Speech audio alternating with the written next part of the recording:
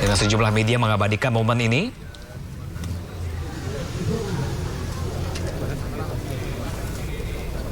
Ya pemirsa, jika kita lihat di layar televisi Anda, baik Presiden maupun Wakil Presiden Republik Indonesia pada siang hari ini sudah menunaikan untuk menggunakan hak pilihnya ataupun hak politiknya dalam kontestasi Pilkada 2024.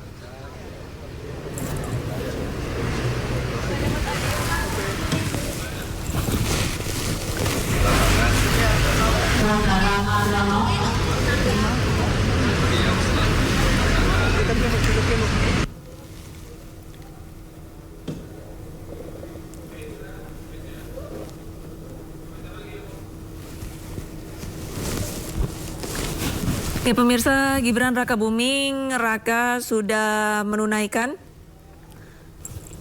hak pilihnya yaitu di TPS 18 Manahan Solo ditemani oleh sang istri yaitu Silvi.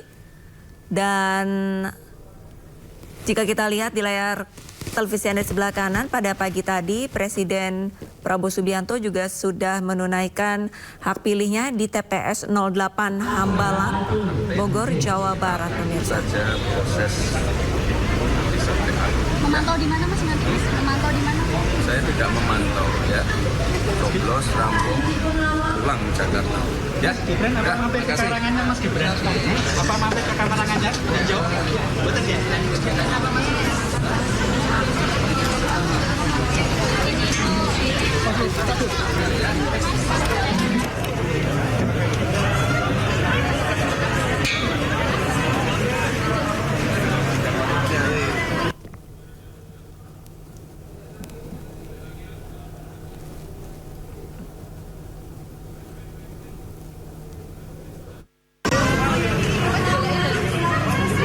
Oke, udah nggak bisa maju lagi, Bang.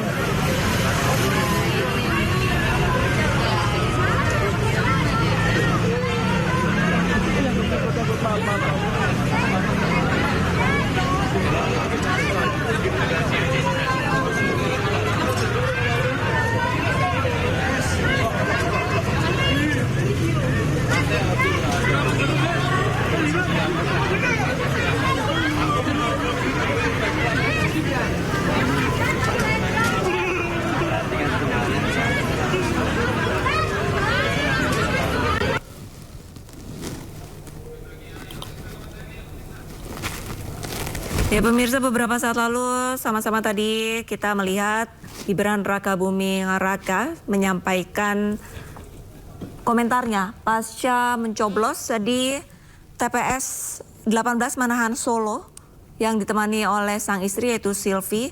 Gibran Rakabuming Raka juga sempat menyampaikan masih akan terus memantau perkembangan ataupun quick count yang akan nanti dihadirkan di televisi.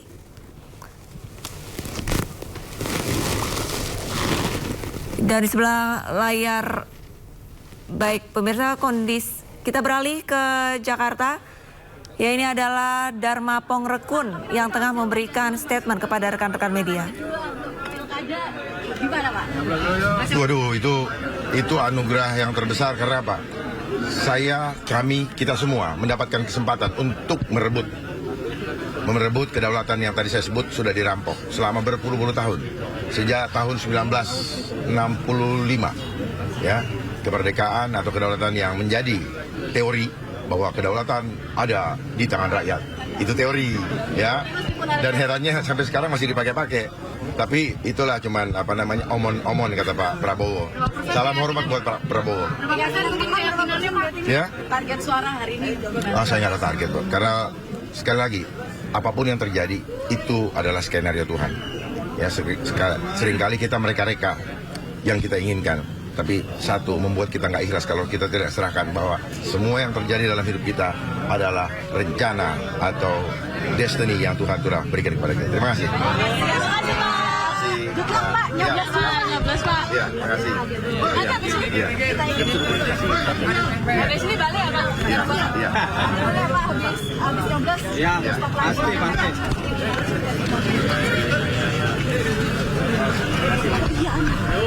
Ya, nyoblos dulu deh.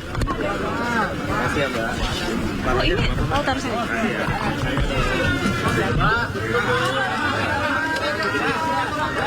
Oke, masih lihat kan itu?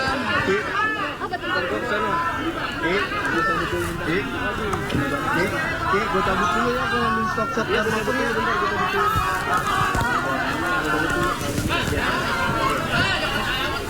Ya pemirsa, beberapa saat lalu calon gubernur nomor urut 2 Dharma Pongrekun sudah menyampaikan pendapatnya tentang kontestasi Pilkada 2024 di mana dirinya yakin bahwa Dharma Pongrekun bersama Kun Wardana akan merebut setidaknya 30% dari suara Jakarta pemirsa. Menurut Dharma Pongrekun ini yakin dengan kehadiran dirinya dengan Kun Wardana dapat merebut kedaulatan suara rakyat Jakarta. Dan pemirsa, jika kita lihat Dharma Pongrekun dan Kun Wardana ini memiliki visi misi yang sebenarnya cukup sederhana untuk memajukan kota Jakarta.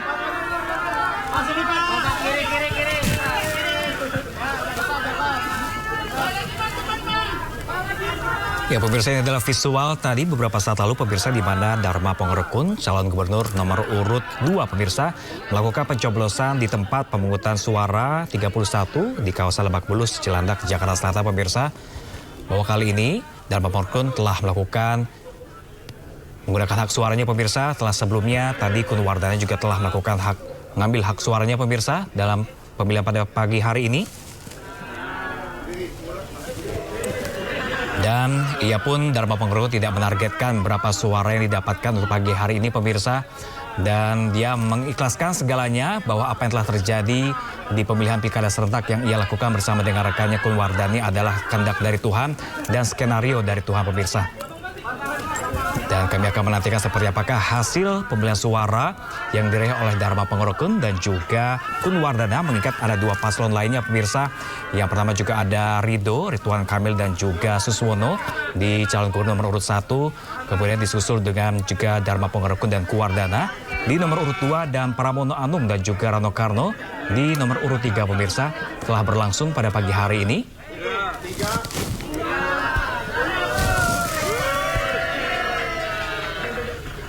Ya, disinilah sebelumnya tadi Dharma Pongrekun telah menggunakan hak suaranya, menyapa awak media, dan TPS-nya juga tidak jauh dari kediaman Dharma Pongrekun.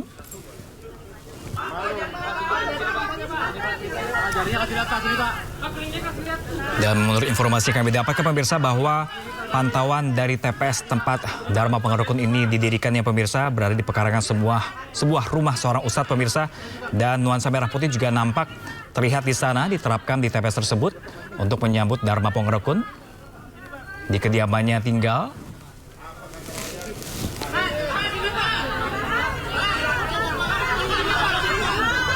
Ya, ini adalah kondisi terkini. Usai tadi Dharma Pongrekun menggunakan hak suaranya, memperhatikan bahwa kelilingnya telah tersup dengan tinta berwarna biru. Masih ada jiwa optimis dalam Dharma Pongrekun, dan cuman dia hanya mengikhlaskan dan menyerahkan kepada Tuhan Yang Maha Esa skenario apa yang akan diberikannya nanti, dan tidak menargetkan jumlah suara yang ia dapatkan bersama dengan pasangannya Kun Wardana pemirsa.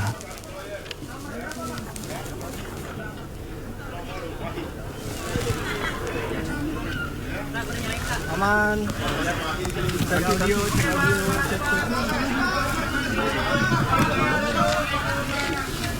Cek audio, Bang. Oke.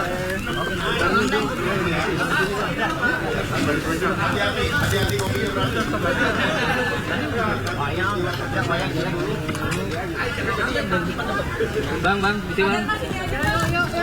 Yuk, teman-teman yuk. Di tengah. Yuk. Pak, sini, Pak. Pak, sini lagi, Pak. Lihat belakang.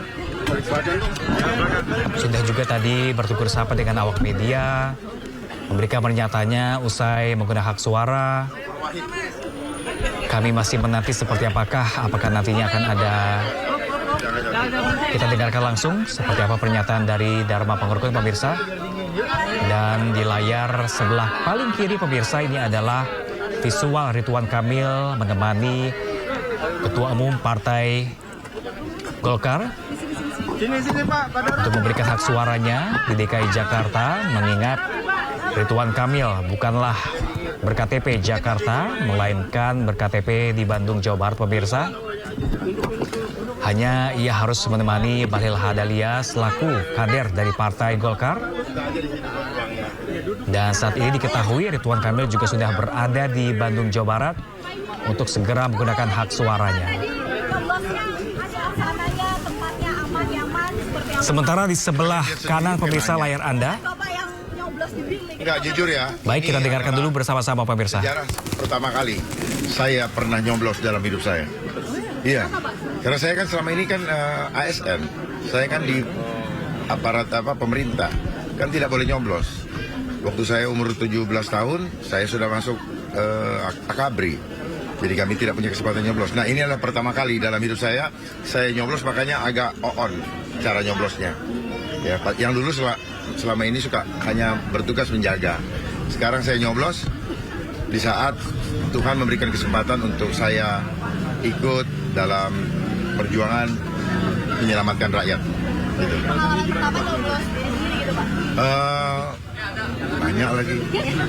Ya, saya coblos yang Tuhan izinkan. Pak, ini kan nyoblos di tempat yang berbeda dengan Pak Mun. Nah, seperti apa nih komunikasi berdua untuk hari ini? Enggak, Saling menguatkan. pagi ini kami nggak ada komunikasi.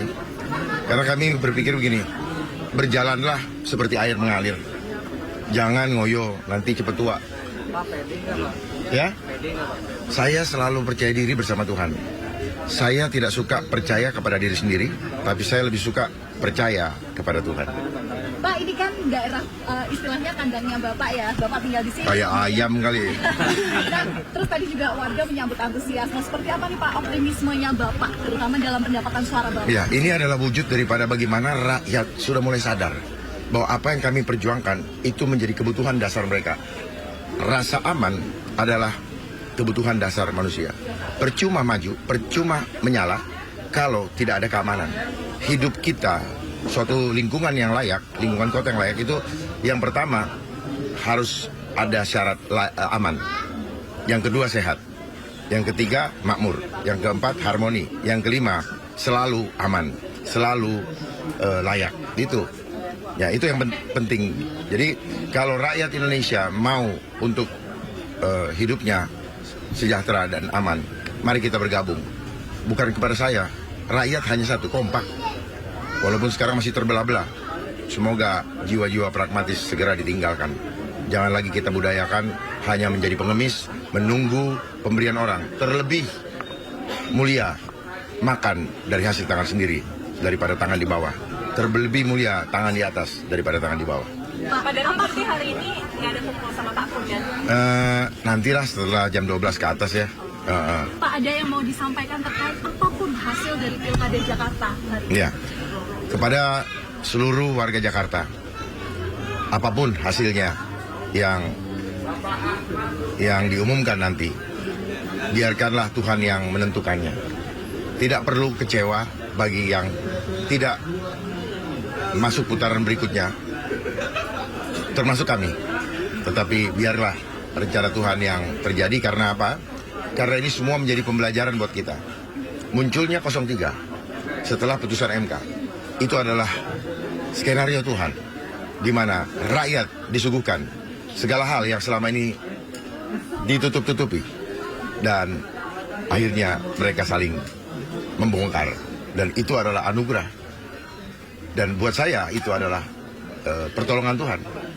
Karena seandainya cuma dua paslon, saya mungkin dengan 01, tentunya kami babak belur. Karena kekuatan tidak ada penolong. Jadi buat kami ya 03 penolong lah.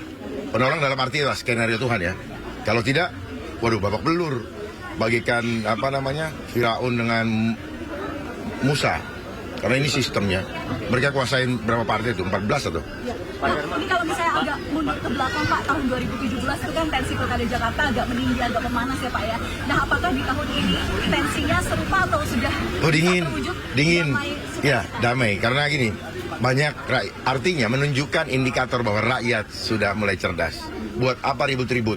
Setelah ribut-ribut, mereka bersatu kembali. Rakyat ditinggalkan, rakyat saling musuhan di antara keluarga bahkan antara teman.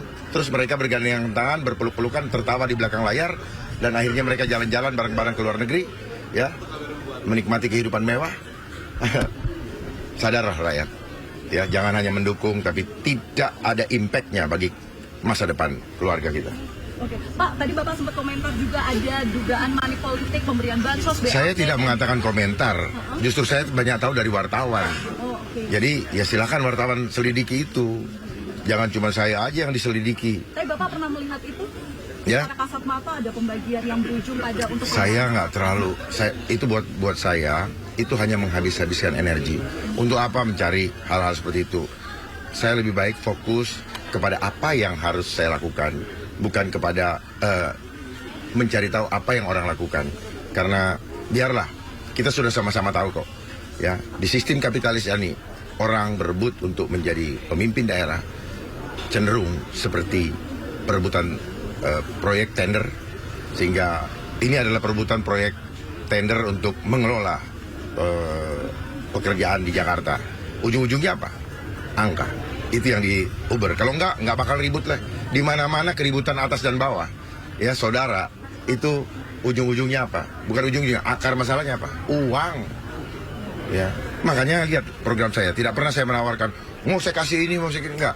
Bagaimana kita efisiensi, bagaimana kita mengoptimalkan, mengefisiensi semua anggaran supaya apa? Supaya bisa itu diperuntukkan untuk mensejahterakan rakyat, bukan mau bagi-bagi yang tidak bertanggung jawab dan kemudian rakyat nanti akhirnya hanya dapat apa? Dapat tetesan kosong, tetesan, ya. Seperti KJP apa segala macam kan banyak, udah ini dapat, udah sebentar nggak dapat, yang ini nggak pernah dapat. Itu akibatnya, ya. Makanya jangan mudah terbuai. Makanya saya ajak semua selama ini apa? Tirakat dulu atau tahajud sebelum mengambil keputusan. Pak, tadi Bapak menyinggung soal putaran berikutnya, berarti Bapak prediksi ada putaran